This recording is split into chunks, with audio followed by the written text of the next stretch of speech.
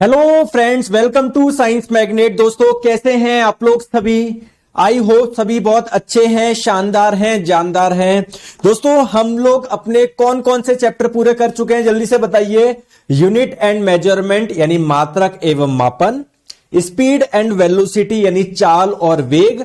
अब जो हमारा नेक्स्ट चैप्टर स्टार्ट होने वाला है वो है वर्क एनर्जी पावर यानी कार्य ऊर्जा एवं शक्ति। बहुत मजा आप लोगों को इस वाले चैप्टर में आएगा। इसके हम लोग प्रीवियस ईयर क्वेश्चन जब हम लोग करेंगे तो आप लोग देखोगे कितने अच्छे क्वेश्चन पूछे जाते हैं और कितने आसानी से आप लोग उनको सॉल्व कर पा रहे हो। चलिए स्टार्ट करते हैं वर्क एनर्जी एंड पावर यानी कार्य ऊर्जा एवं शक्ति। ठीक है दोस्तों, चलिए बहुत बढ़िया। चलो तो बात करते हैं दोस्तों, वर्क क्या होता है, एनर्जी क्या होता है, पावर क्या होता है। जैसे एक बहुत साधारण एग्जांपल से स्टार्ट करते हैं। जैसे मैं क्या कर रहा हूं, अभी पढ़ा रहा हूं, बोल रहा हूं, तो क्या मैं कुछ कार्य कर रहा हूं क्या? तो आप लोग बोलोगे बिल्कुल सर, ये कार्य ही तो है यार, पढ़ना भी एक कार्य है, लिखना भी एक कार्य है। लेकिन दोस्तों, आज इस चैप्टर में आप लोग देखोगे फिजिक्स जो है, ये साइंस जो है, वो इसको कार्य मानती नहीं है। तो कार्य एक्चुअली में क्या है, सब कुछ आप लोगों को समझ में आएगा। चलिए सेशन को स्टार्ट करते हैं। पहले मैं आप लोगों को इसका कुछ बेसिक सी चीज बताता हूं कि यार वर्क और एनर्जी क्या आपस में दोनों किसी प्रकार से संबंधित है क्या? बिल्कुल दोस्तों, अगर आप लोग वर्क करना चाहते हो, अगर आप लोग कार्य करना चाहते हो, तो इसके लिए किसकी रिक्वायरमेंट होती है? एनर्जी की रिक्वायरमेंट होती है ना। तो इन दोनों में संबंध क्या है? वर्क और एनर्जी आपस में एक दूसरे से रिलेटेड है। तो to do work energy is required ना। कार्य करने के लिए, अगर आप कार्य करना चाहते हो तो इसके लिए क्या चाहिए? आपको एनर्जी चाहिए। अब दोस्तों बात आती है जो लिविंग्स होता है। जैसे भैया मैं भी एक लिविंग हूं, आप एक लिविंग हो, शेर एक लिविंग है, कुत्ता एक लिविंग है, चिड़िया एक लिविंग है। तो ये जो लिविंग होते हैं उनके पास में एनर्जी कहां से आती है? तो जो लिविंग्स होते हैं उनके पास तो जो एनर्जी आती है वो कहां से आती है? फूड से आती है, यानी भोजन से आती है। लेकिन बात करें सर जो नॉन लिविंग होते हैं, है ना, जैसे मशीन है। अब भाई मशीन की बात करी जाए, उनको जो एनर्जी चाहिए, जैसे मान लो ये कार है, इसको भी तो एनर्जी चाहिए, तभी तो कार्य कर पाएगी, चल पाएगी ये। तो इनको एनर्जी कहां से मिलती है? तो दोस्तों जो मशीन होती है उनको एनर्जी कहां से मिलती है? फ्यूल से मिलती है, ईंधन से मिलती है। जैसे फ्यूल अलग अलग प्रकार के होते हैं, पेट्रोल भी एक टाइप का फ्यूल है ना। फ्यूल आप लोग किसको बोलते हो? जिसको जलाने से एनर्जी मिले। अगर आप लोगों ने देखा होगा लकड़ी को जब आप जलाते हो उससे एनर्जी मिलती है ना, उस एनर्जी से आप लोग पानी गर्म कर सकते हो, भोजन पका सकते हो। तो लकड़ी भी एक प्रकार का फ्यूल है। कोयले को जब आप लोग गर्म करोगे, जब उसको आप लोग जलाओगे, तो उससे जो एनर्जी मिलती है उससे खाना पकाया जाता है ना। तो कोयला भी एक प्रकार का क्या है? फ्यूल है। समझ में आ गई बात को? ठीक है सर, बहुत बढ़िया। अब बात आती है, चलिए तो सर अभी आप कुछ बता रहे थे कि पढ़ना लिखना ये कार्य नहीं है सर, ऐसा है क्या? बिल्कुल। तो केवल दो ही चीज है क्या? पढ़ना लिखना, जिसको हम लोग कार्य नहीं मानेंगे। दोस्तों बहुत सारी चीज है, पढ़ना लिखना, सोचना, सोना, खाना खाना, पानी पीना, इन सभी को हम लोग कार्य नहीं मानते फिजिक्स की भाषा में। क्यों सर, क्यों नहीं मानते? आपने इनमें ऐसी क्या चीज नोट करी जिसकी वजह से आप लोग इसको वर्क नहीं मान रहे? दोस्तों जब मैं भी आपको वर्क की डेफिनेशन, परिभाषा बताऊंगा ना, तब आप लोगों को खुद को समझ में आ जाएगा कि भाई चित्र बनाना, ड्राइंग बनाना, सोचना, कुछ विश्लेषण करना, कुछ पढ़ना, कुछ लिखना, क्यों हम लोग इनको कार्य नहीं मान रहे। ठीक है क्या? ठीक है दोस्तों, यहां पर आप लोग देखिए, ये जो लड़का है वो पूरा जोर लगा रहा है इस बिल्डिंग को हिलाने में, या फिर मैं बोलूं इस कुछ दीवार को हिलाने में, लेकिन वो नहीं हिला पा रहा। आप बोलेंगे सर कार्य तो कर रहा है ना, वर्क तो कर रहा है ना। दोस्तों फिजिक्स इसको भी वर्क नहीं मानेगी। तो बात आती है कि सर वर्क बोलते किसको? तो जैसे ही मैं आप लोगों को वर्क की डेफिनेशन यानी कार्य की परिभाषा बताऊंगा, आपको अपने आप चीज समझ में आ जाएगी। बिल्कुल सर आप सही बोल रहे थे कि ये भी कार्य नहीं है, ये भी कार्य नहीं है। तो चलो सर जल्दी से वर्क के बारे में यानी कार्य के बारे में बता दो, है ना। और मैं आपको बहुत आसान भाषा में बताऊं, कार्य आपको कैसे पता पड़ जाएगा कि कार्य हुआ है, या फिर हम लोग कब मानेंगे कि कार्य हुआ है, इसके लिए कुछ कंडीशन बताता हूं। दोस्तों अगर कोई मूविंग ऑब्जेक्ट, जैसे कोई गाड़ी चल रही थी या कोई भी चीज चल रही थी, अगर वो रुक जाती है तब आप लोग बोलेंगे कार्य हुआ है। ठीक है। दूसरी इंपॉर्टेंट चीज, अगर कोई ऑब्जेक्ट रेस्ट में था, कोई वस्तु विरामावस्था में थी पहले, है ना, बट वो मोशन में आ गई, तब आप लोग बोलोगे सर उस पर कार्य हुआ है ना, उस पर क्या हुआ है? कार्य हुआ है। तीसरे हम लोग बात करते हैं दोस्तों, अगर किसी वस्तु की वेलोसिटी बदल जाए, मान लो पहले धीरे चल रही थी, बाद में थोड़ी तेज हो गई, या पहले तेज चल रही थी धीरे हो गई, तो वेलोसिटी चेंज होती है, वेग में परिवर्तन आता है, तब भी आप लोग बोलोगे कि उस पर कुछ कार्य हुआ है। तो सर अगर मुझे एग्जाम में कुछ क्वेश्चन आए और मुझसे पूछा जाए कि कार्य हुआ है क्या, तो क्या मैं इन 3 चीजों से चेक करके बता सकता हूं क्या? बिल्कुल, आप इन 3 चीजों से चेक करके बता सकते हो। लेकिन सर इन तीनों चीजों को कहां तक लगाता रहूंगा मैं? बहुत एक आसान भाषा में समझाइए ना, वर्क क्या है, कार्य क्या है। क्लियर है क्या? अरे दोस्तों यस बोलिए, यहां तक चीजें समझ में आई? ठीक है सर, आ गई बात समझ में, आ जाओ।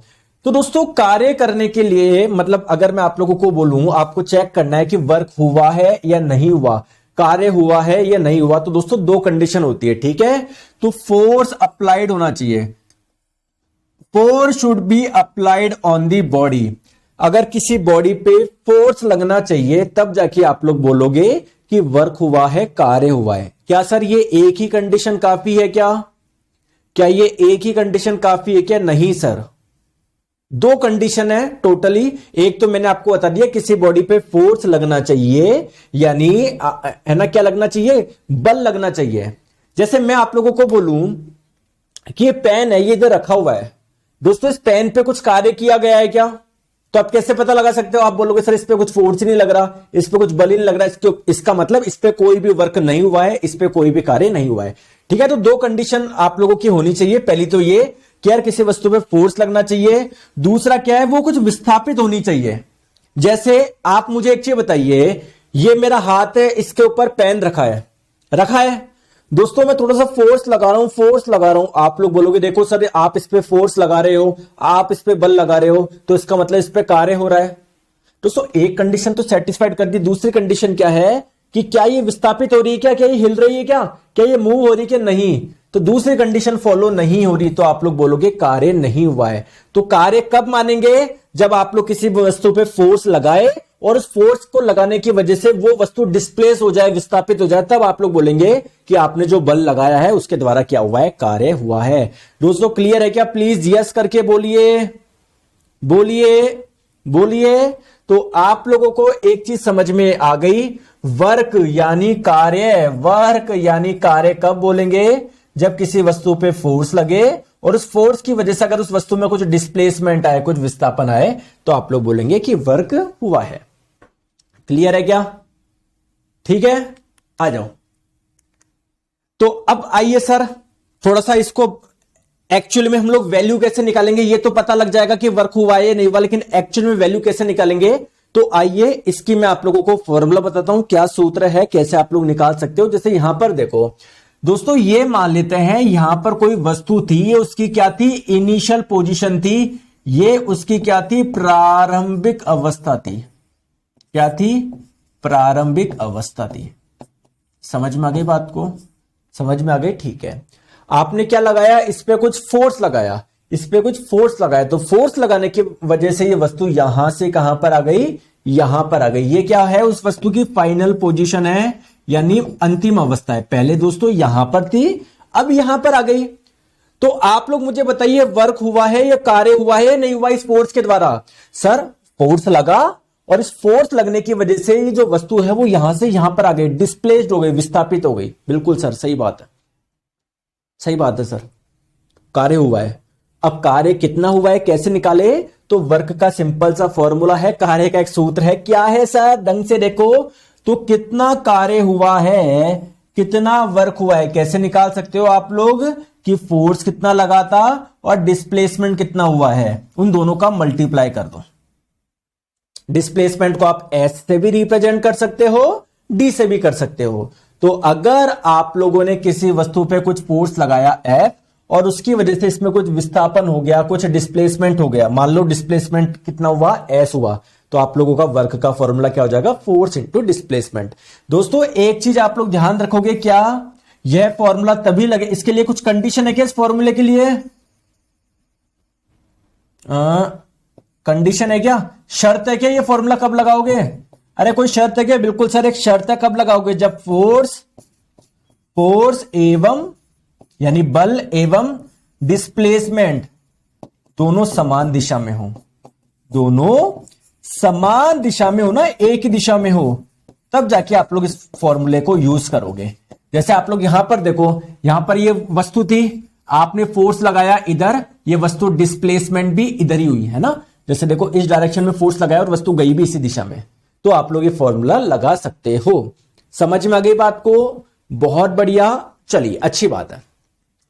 अब आप लोग बोलेंगे कि सर इस वर्क की, कार्य की यूनिट तो बताइए, है ना, मात्रक तो बताइए। तो दोस्तों मैं आप लोगों से पूछने चाह रहा हूं, ऐसा ही मात्रक बताओ। आप लोग मुझे बताओ वर्क का ऐसा ही मात्रक क्या होगा? तो सर फोर्स का ऐसा ही मात्रक होता है न्यूटन, और जो डिस्प्लेसमेंट होता है, विस्थापन होता है, इसका ऐसा ही मात्रक होता है मीटर। तो न्यूटन इंटू मीटर क्या हो जाएगा? ऐसा ही मात्रक हो जाएगा। और न्यूटन इंटू मीटर को ही हम लोग क्या बोलते हैं? जूल बोलते हैं। समझ में आ गई बात को? अरे आई या नहीं आई? बिल्कुल आई। दोस्तों अगर मैं आप लोगों से पूछूं कि सीजीएस मात्रक बताओ, सीजीएस मात्रक, तो क्या आप लोग सीजीएस मात्रक बता सकते हो क्या? बिल्कुल। दोस्तों फोर्स का सीजीएस मात्रक क्या होता है? सर डाइन होता है। और अगर मैं आपसे पूछूं जो विस्थापन है, डिस्प्लेसमेंट है, इसका क्या होता है? सेंटीमीटर होता है। तो आप लोग बोलेंगे डाइन इंटू सेंटीमीटर होगा। आपकी जानकारी के लिए बता दूं, डाइन इंटू सेंटीमीटर को हम लोग अर्ग बोलते हैं। तो अगर आप लोगों से पूछे वर्क का, कार्य का सीजीएस मात्रक क्या है, आप लोग बोलोगे अर्ग। क्लियर है क्या दोस्तों? क्लियर? चले आगे, चले, बहुत बढ़िया। दोस्तों एक चीज बताऊं क्या मैं आपको? बताओ ना सर, न्यूटन इंटू मीटर क्या होता है? जूल के बराबर होता है। चलिए सर बहुत अच्छी बात है। दोस्तों एक न्यूटन में कितने डाइन होते हैं? सर आपने बताया था 10 की पावर 5 डाइन होते हैं। दोस्तों क्या आप लोग मुझे बता सकते हो 1 मीटर में कितने सेंटीमीटर होते हैं? सर बता सकता हूं ना, 100 सेंटीमीटर होते हैं, या 10 की पावर 2 बोल सकते हो आप, 10 की पावर 2 सेंटीमीटर होता है। ठीक है, तो ऐसे लिख दीजिए। दोस्तों 10 की घात 5 और 10 की घात 2 क्या हो जाएगा? 10 की घात 7। और दोस्तों डाइन इंटू सेंटीमीटर क्या होता है? सर डाइन इंटू सेंटीमीटर को हम लोग बोलते हैं अर्ग। तो ये हो जाएगा आप लोगों का अर्ग। ठीक है, तो अगर आप लोगों से कोई पूछा जाए 1 जूल में कितने अर्ग होते हैं, आप लोग बोलोगे 10 की पावर 7 अर्ग होता है। क्या आपको ये मेरी बात समझ में आ गई क्या? बहुत अच्छी बात है दोस्तों, आप तो सभी बहुत अच्छा रेस्पॉन्ड कर रहे हैं, बहुत अच्छी बात है। ठीक है, तो अगर मैं आप लोगों से पूछूं यूनिट क्या होगी वर्क की, कार्य की, तो आप लोग बोलोगे newton meter, newton into meter, या जिसे हम लोग जूल के नाम से भी जानते हैं। ठीक है, आ जाओ। अब दोस्तों तो इसका मतलब क्या है? जैसे मान लो ये लड़की इधर जा रही है, इधर आ रही है। मान लो ये यहां से इसने स्टार्ट किया और ये ऐसे गई, मान लो यहां तक गई, यहां तक गई, यहां तक गई, है ना। या कोई भी चीज मान लो दोस्तों, इस लड़की को छोड़ो, आप लोग इधर ध्यान लगाओ, प्लीज मेरी बात को समझो। जैसे मान लो ये कोई वस्तु थी, ठीक है, कोई दिक्कत नहीं है सर। आपने इस पे कुछ फोर्स लगाया, कितना लगाया? मान लेते हैं 1 न्यूटन फोर्स लगाया, और इसकी वजह से वस्तु यहां से कहां पर चली गई? यहां पर चली गई। ठीक है, मान लेते हैं सर टोटल जो डिस्प्लेसमेंट हुआ, टोटल जो विस्थापन हुआ, है ना, देखो फोर्स जिस डायरेक्शन में लगाया वस्तु गई भी उस दिशा में, तो डिस्प्लेसमेंट मान लेते हैं दोस्तों कितना हुआ? 1 मीटर हुआ। तो मैं आप लोगों से पूछ रहा हूं वर्क का मान बताइए, कार्य का मान बताइए कितना होगा? तो आप लोग बोलेंगे वर्क का फॉर्मूला है फोर्स इंटू डिस्प्लेसमेंट। फोर्स लगाया आपने 1 न्यूटन और डिस्प्लेसमेंट कितना हुआ? 1 मीटर हुआ। तो 1 इंटू 1 1 न्यूटन मीटर, या न्यूटन मीटर को आप लोग जूल भी बोलते हो, तो 1 जूल कार्य हुआ। तो मैं ये बोलना चाह रहा हूं दोस्तों, अगर आप लोग किसी वस्तु पर 1 न्यूटन का फोर्स लगा रहे हैं और उसकी वजह से अगर वह वस्तु 1 मीटर विस्थापित हो रही है, तो मैं आप लोगों को बोलूं कार्य कितना हुआ, तो आप लोग बोलेंगे कार्य 1 जूल हुआ। ठीक है, तो अगर 1 न्यूटन, है ना, प्लीज मेरी बात को आप लोग ध्यान से समझिएगा, अगर 1 न्यूटन बल लगाने की वजह से अगर 1 मीटर की दूरी तक वो चली या 1 मीटर से विस्थापित हुई, तो किए गए काम की मात्रा, कार्य की मात्रा कितनी होगी? 1 जूल होगी। क्लियर है क्या? क्लियर है? चले आगे आ जाओ। अब दोस्तों आपका दिमाग अभी घूमने वाला है। सर क्यों दिमाग घूमेगा, ऐसे क्यों बोल रहे हो सर? मैं बताता हूं ऐसे क्यों बोल रहा हूं। दोस्तों वर्क होता है आप लोगों का फोर्स इंटू डिस्प्लेसमेंट, ये होता है ना। आप लोग बोलेंगे सर फोर्स एक वेक्टर क्वांटिटी है, सदिश राशि है, डिस्प्लेसमेंट भी एक वेक्टर क्वांटिटी है, सदिश राशि है, तो सर वर्क भी तो एक वेक्टर यानी सदिश राशि होनी चाहिए थी। सर ये अदिश राशि क्यों होती है, पहले मुझे इसका बताइए दोस्तों। इसके लिए आपको मैं गोली दूं या बिल्कुल एग्जैक्ट रीजन क्या है वो बताओ, क्योंकि आप लोगों को सीखना तो गोली से ही पड़ेगा, क्योंकि एग्जैक्ट रीजन आपको समझ में नहीं आएगा। क्यों? देखो एक्चुअली में दोस्तों वर्क की डेफिनेशन होती है फोर्स वेक्टर और डिस्प्लेसमेंट वेक्टर के डॉट प्रोडक्ट को हम लोग वर्क बोलते हैं। अब नहीं आया ना समझ में मैंने क्या बोला? Force vector, displacement vector. और दोस्तों जब भी कोई दो वेक्टर का डॉट लेते हैं ना तो वो हमेशा स्केलर रहता है। नहीं आया ना समझ में, इसलिए बोल रहा हूं मैं, इसको गोली समझो। अब जो मैं गोली दे रहा हूं वैसे समझो। गोली का मतलब देसी भाषा में समझो, इसका जुगाड़ समझो आप, ठीक है? मैंने बोल दिया ये वस्तु है ना, इस पर मैंने 100 जूल कार्य किया। अब आपको दिशा की जरूरत नहीं है, 100 जूल वहां किया, वहां किया, वहां किया। क्यों सर दिशा की जरूरत क्यों नहीं है? यार मैंने कार्य किया है, कुल मिला के मैंने इसको एनर्जी दी है, मैंने इसको 100 जूल एनर्जी दे दी, तो एनर्जी भी एक अदिश राशि है ना? समझ रहे हो बात को? भाई मैंने इस पे 100 जूल कार्य करा, कुल मिला के मैंने इसको 100 जूल एनर्जी दी।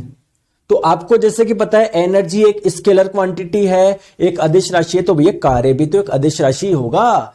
क्या बात है सर, समझ में आ गई? ठीक है, बहुत बढ़िया, बहुत बढ़िया, बहुत बढ़िया, बहुत बढ़िया।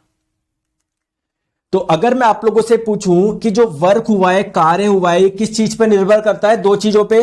एक तो आपने फोर्स कितना लगाया है और वो वस्तु डिस्प्लेस कितना करी, विस्थापित कितना करी है, ठीक है? तो पहली इंपॉर्टेंट चीज किन दो चीजों पर डिपेंड कर रहा है? एक तो मैग्नीट्यूड ऑफ फोर्स यानी बल के परिमाण पे, और दूसरा क्या है? डिस्प्लेसमेंट यानी विस्थापन कितना करी है, वस्तु विस्थापित कितनी हुई है, उस चीज पर निर्भर कर रही है। दो चीज पर निर्भर कर रही है, ठीक है सर? लेकिन मेरी एक समस्या है। मैंने बोला क्या सर? आपने बोला ना फोर्स इंटू डिस्प्लेसमेंट, ये फॉर्मूला तभी लगा सकते हैं जब जिस डायरेक्शन में फोर्स हो, अगर उसी डायरेक्शन में वस्तु डिस्प्लेस करे, विस्थापित करे। लेकिन मान लेते हैं sir when direction of force and displacement जब दोनों समान ना हो, तो सर ऐसा हमेशा थोड़ी होगा कि जिस डायरेक्शन में फोर्स लगाऊं उसी डायरेक्शन में वस्तु डिस्प्लेस करे। समझाता हूं मैं क्या बोलना चाह रहा हूं। जैसे मान लो इधर देखो, इधर देखो दोस्तों, यहां पर कुछ लोहे का ये कुछ पड़ा था, ये क्या कर रहा है? रस्सी बांध के ऐसे खींच रहा है। तो कुल मिला के देखो रस्सी ऐसी है, रस्सी देखो ये रही, ये रही, ये रही ना। तो फोर्स की डायरेक्शन तो ये है, और ये ना खिंच खिंच के ऐसे आ रहा है, मतलब डिस्प्लेसमेंट की डायरेक्शन ये है। तो आप लोग साफ देख सकते हो दोस्तों, यहां पर फोर्स की डायरेक्शन तो ये है, डिस्प्लेसमेंट की डायरेक्शन ये है। दोनों डायरेक्शन सेम नहीं है, दोनों डायरेक्शन के बीच में कुछ एंगल है, कुछ एंगल है, 20 डिग्री, 30 डिग्री, 40 डिग्री, 50 डिग्री, ठीक है? तो आपके मन में क्वेश्चन आएगा सर जब ऐसा केस हो तब वर्क का फॉर्मूला क्या होगा? तो दोस्तों मैं आप लोगों को बताऊं, वर्क का फॉर्मूला क्या होगा? Force into displacement into cos theta. जहां पर थीटा क्या है? थीटा क्या है? लिख दूं क्या थीटा क्या है? सर ये एंगल है, एंगल है किसके मध्य? Angle between force and displacement, यानी ये बल और विस्थापन की दिशा के मध्य कोण है। दोस्तों अगर मान लेते हैं जिस डायरेक्शन में फोर्स लग रहा है, अगर बॉडी उसी डायरेक्शन में डिस्प्लेस करे तो दोनों के बीच में एंगल कितना हो जाएगा? भाई थीटा क्या है? एंगल है किसके बीच का? बल और विस्थापन। अगर बल और विस्थापन दोनों एक ही दिशा के में हो तो एंगल कितना होगा? थीटा का मान 0 होगा। और थीटा का मान जब 0 रखोगे, cos 0 का मान होता है वर्क, सॉरी cos 0 का मान होता है 1, तो देखो वर्क का फॉर्मूला आ गया ना, फोर्स इंटू डिस्प्लेसमेंट, वही आ गया ना। समझ रहे हो क्या बात को? अरे समझ रहे हो नहीं समझ रहे?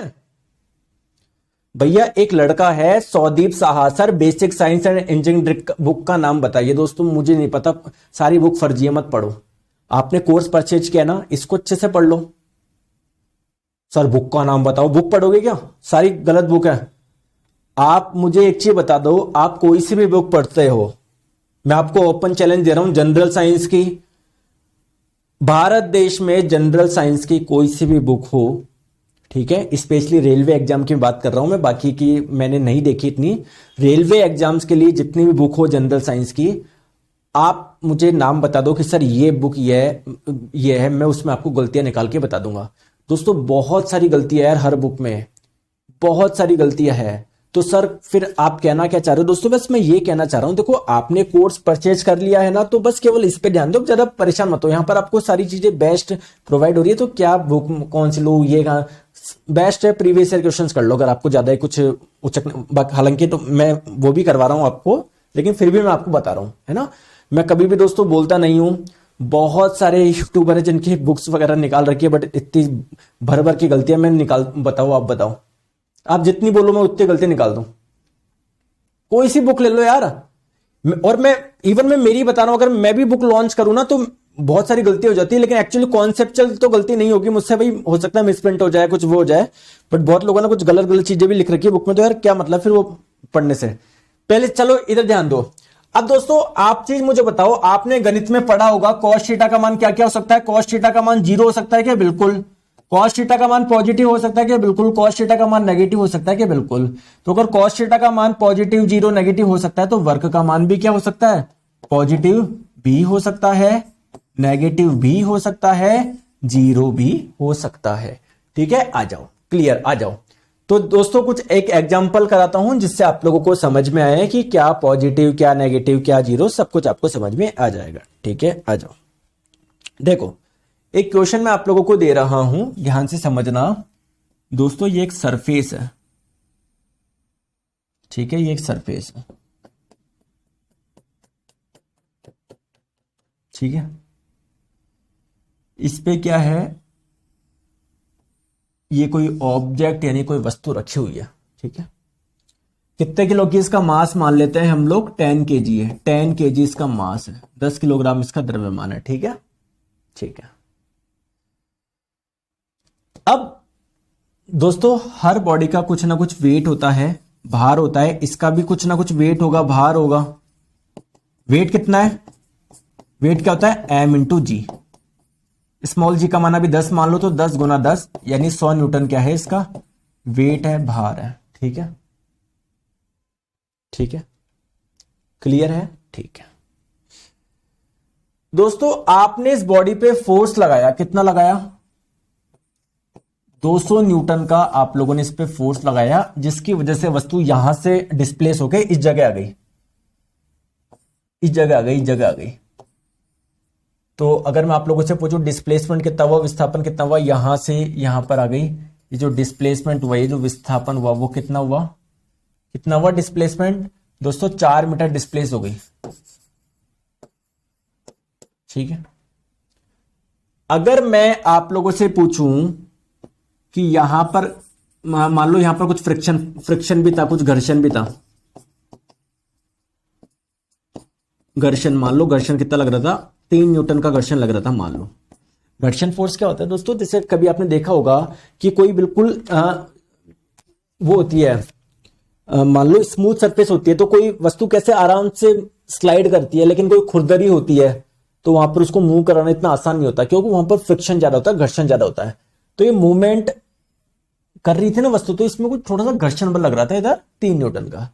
दोस्तों मेरा क्वेश्चन ये है, मैं आपको 3 क्वेश्चन दे रहा हूं इसमें, जो कि बहुत सिंपल है। पहला क्वेश्चन क्या है? 200 न्यूटन के द्वारा किया गया कार्य बताओ। 200 न्यूटन वाला जो फोर्स है ना, 200 न्यूटन, इसके द्वारा किया गया कार्य बताओ। 200 न्यूटन द्वारा किया गया कार्य बताओ। पहला क्वेश्चन, पहला क्वेश्चन, ठीक है, ठीक है। दोस्तों दूसरा क्वेश्चन क्या है? ये 100 न्यूटन, 100 न्यूटन मतलब ये भार वाले की बात हो रही है, भार की बात हो रही है, वेट की बात हो रही है। इस वेट के द्वारा कितना वर्क हुआ ये आप लोगों को बताना है। और तीसरा क्वेश्चन क्या है? जो फ्रिक्शन फोर्स है, जो घर्षण बल है, जो फ्रिक्शन फोर्स है, उसके द्वारा कितना वर्क हुआ, है ना। लिख देता हूं, 100 न्यूटन भार द्वारा कार्य, यहां पर घर्षण द्वारा कितना कार्य हुआ ये बताइए, जल्दी जल्दी से बताइए। चलो बताओ बताओ बताओ बताओ। तो एक एक को करे। देखो आप लोगों को सिंपल सा फॉर्मूला ध्यान रखो आप, तो क्या है फॉर्मूला? वर्क बराबर होता है sir force into displacement into cos theta, ठीक है। दोस्तों 200 न्यूटन कौन से फोर्स के द्वारा निकालना चाह रहे हैं वर्क? 200 न्यूटन, तो फोर्स का मान रख दो 200। बॉडी डिस्प्लेस कितनी करी, विस्थापित कितनी करी, वस्तु यहां थी, यहां से यहां पर आ गई, कितना डिस्प्लेसमेंट हो गया, 4 मीटर। ठीक है, क्लियर। दोस्तों थीटा का मान बताओ, थीटा, थीटा। तो देखो देखो फोर्स कहां पर लगा, यहां पर लगा। ठीक है, बॉडी जो डिस्प्लेस करी वो भी इस डायरेक्शन में करी, फोर्स लगा इस डायरेक्शन में, बॉडी जो डिस्प्लेस करी वो भी इस डायरेक्शन में। तो एंगल बताओ दोनों के बीच में। भाई 200 न्यूटन फोर्स लग रहा था इस दिशा में, और ये जो वस्तु विस्थापित हुई वो भी इस दिशा में हुई, तो दोनों के बीच में एंगल कितना है, 0 है। तो cos 0, तो cos 0 का मान 1, 200 इंटू 4 कितना हो गया, 800। तो वर्क का मान कितना हो गया, 800 जूल हो गया। ठीक है, ठीक है, चलिए यहां पर आता है। वापस आप लोगों को क्या निकालना है, इस भार, वेट के द्वारा कितना, सॉरी यहां पर ये भार के द्वारा कितना कार्य किया गया है वो निकालना है। तो वर्क होता है आप लोगों का into day into cos theta. कौन से फोर्स के द्वारा निकाल रहे हैं, 100 न्यूटन, 100 वाला। बॉडी डिस्प्लेस कितनी करी सर, यहां थी, यहां से यहां पर आ गई, कितनी डिस्प्लेस कर गए, 4 मीटर। ठीक है, थीटा कौन सा लेना है, जिस फोर्स के द्वारा आप लोग वर्क निकालना चाह रहे हो, फोर्स कौन सा, ए वेट, भार जो लग रहा है इस डायरेक्शन में, जो लग रहा है इस डायरेक्शन में। ठीक है, और बॉडी जो डिस्प्लेस करी थी वो करी थी इस डायरेक्शन में। दोस्तों दोनों के बीच का एंगल कितना है, 90 है, और कॉस 90 का मान क्या है, 0 है। तो 0 को किसी भी संख्या से मल्टीप्लाई करेंगे, वर्क क्या आएगा, 0 आ जाएगा। क्लियर है, क्लियर, ठीक है। नेक्स्ट बात करते हैं इधर। दोस्तों वही वर्क का सिंपल सा formula, force into displacement into cos theta. कौन से फोर्स के द्वारा आप लोग निकालने जा रहे हो वर्क, फ्रिक्शन के द्वारा, घर्षण के द्वारा। फ्रिक्शन कितना था, 3। डिस्प्लेसमेंट का मान कितना था, बॉडी यहां से यहां पर आ गई, कितना डिस्प्लेस कर गई, कितना कर गई, 4 मीटर कर गई। थीटा का मान बताओ, कौन से फोर्स के द्वारा आप लोग वर्क निकालने जा रहे हो, फ्रिक्शन फोर्स जो लग रहा है इस दिशा में, बॉडी डिस्प्लेस कहां पर करी, यहां से यहां पर आ गई, इस दिशा में।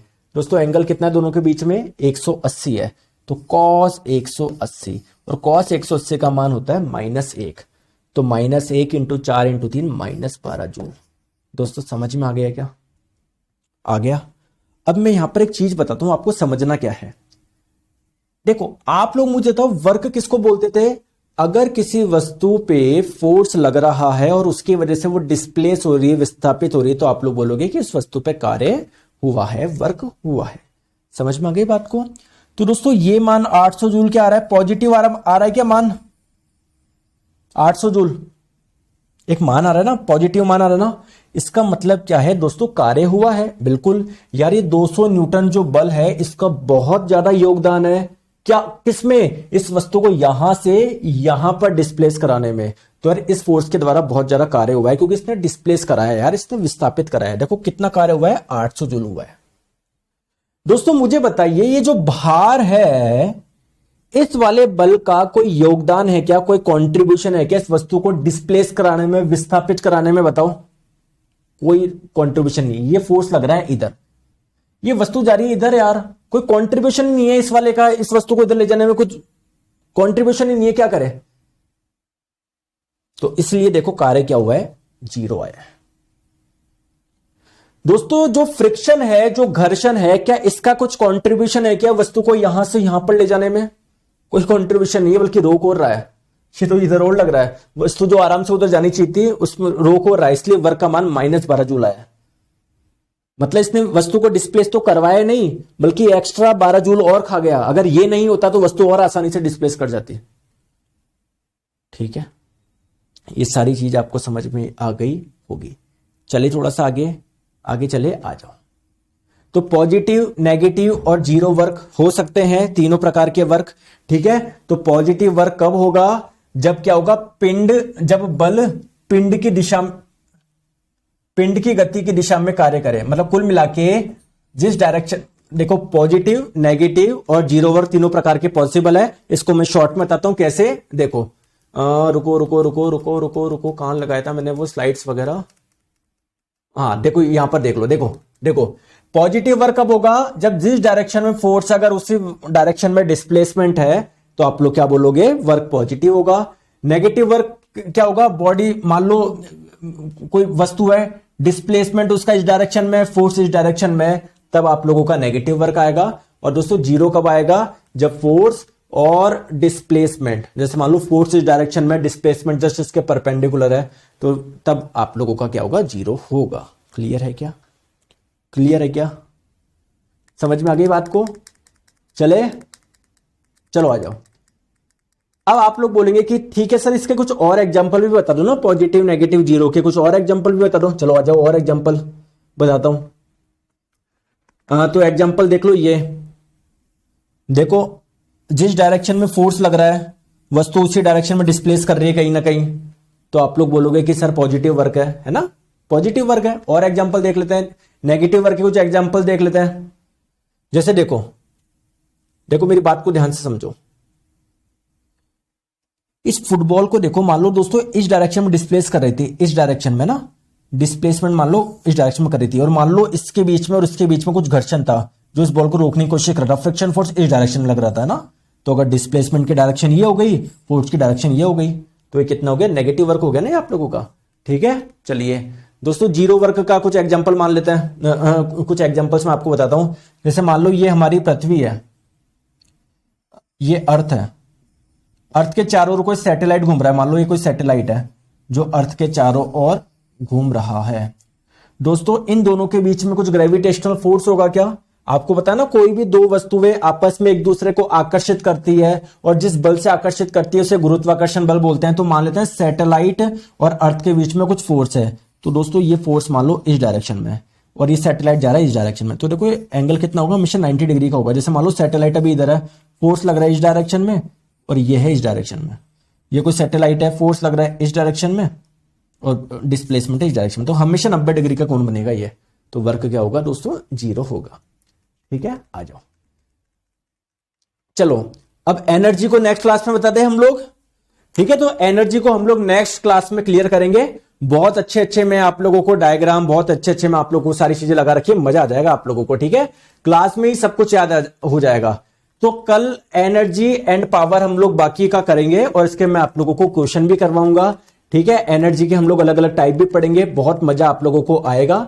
ठीक है, मैकेनिकल एनर्जी हम लोग देखेंगे, काइनेटिक एनर्जी हम लोग देखेंगे, और हम लोग इसके बारे में पावर भी देखेंगे। समझ में आ गई दोस्तों बात को? तो आज के लिए इतना रखते हैं। ठीक है, क्लास अच्छी लगी ना, बताओ। तो आप लोगों को कहीं पर भी घबराने की जरूरत नहीं है, रोज क्लास फॉलो करना है, आपको 1% भी प्रॉब्लम नहीं आएगी, मैं आप लोगों को प्रॉमिस कर रहा हूं। बस आपको क्या करना है दोस्तों, अच्छे से पढ़ना है और चीजों को रिवाइज करना है। ठीक है, thank you so much, bye bye, अपना ध्यान रखिए, बाय बाय।